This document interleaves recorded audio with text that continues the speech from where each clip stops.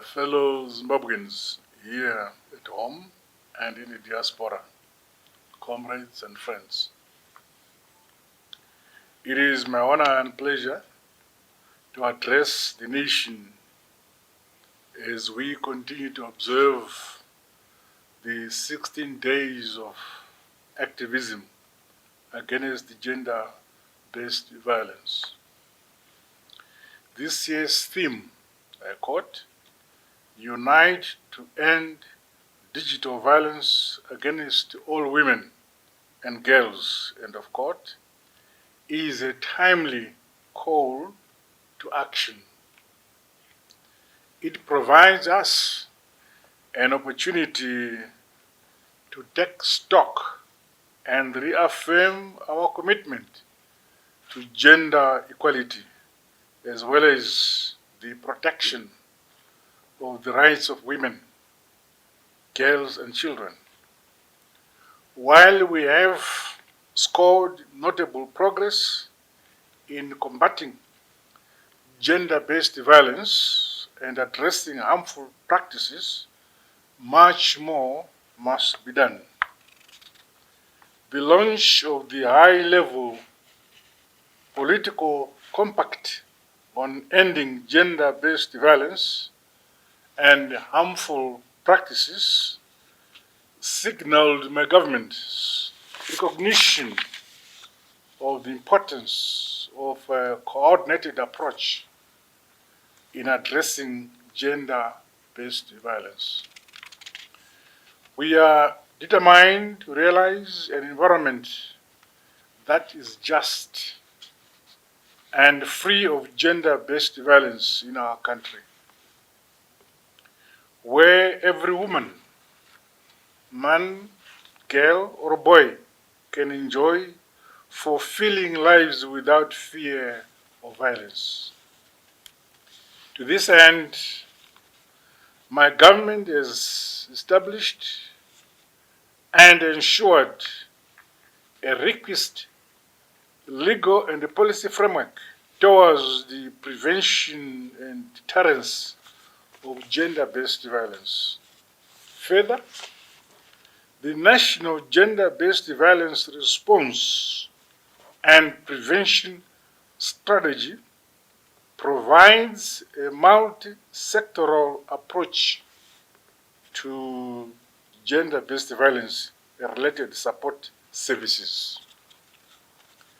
The high-level political compact, policies, and frameworks are all aligned to our national development strategies towards the realization of Vision 2030.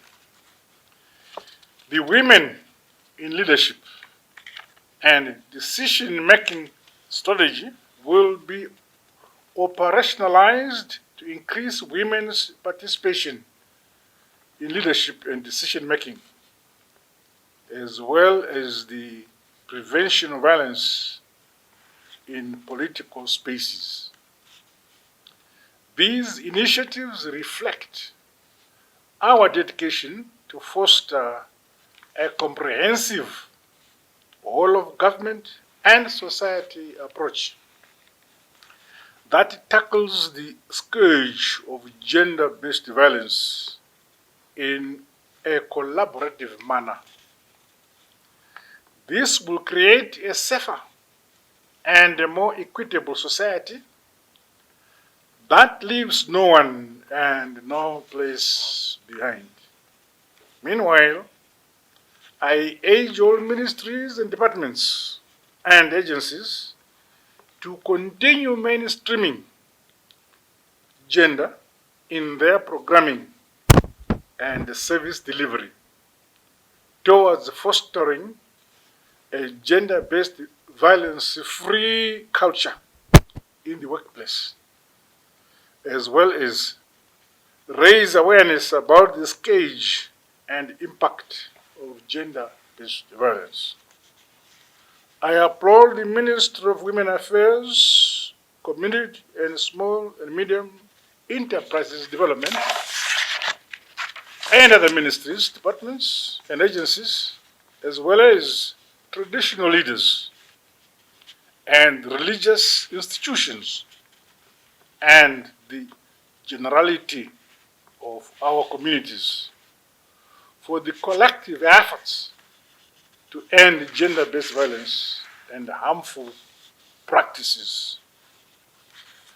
Gratitude is extended to development partners for their complementary work in our country's ongoing quest with regards to gender-based violence and the promotion of gender equality and women's rights. While overall progress made to date is commendable, more work still needs to be done. More so, given the ever-shifting causes and drivers of the scourge of these vices, such as drug and substance abuse. In all our activities and programs, we must remain guided by our shared national development philosophy, nyika inovakwa, igotongwa, igonamatirwa nevene vayo, ilizwe lakiwa, livuswe, likulekelwe navanikazi valo. Each and every one of us has a critical role to play to end gender-based violence and harmful practices in our country, Zimbabwe. During the 16 days of activism and beyond, I encourage us all to engage in honest dialogue and to continue speaking out and taking action. Let us build on the progress we have made so far, honor the commitments we have pledged, and remain steadfast in our shared vision for a united, harmonious, peaceful, and equitable Zimbabwe. Under the Second Republic, we are creating a society where all the people of our motherland, Zimbabwe, can live in peace and with dignity, while being free from fear and harm. There is no turning back on this journey. God bless you all. God bless Zimbabwe. I thank you.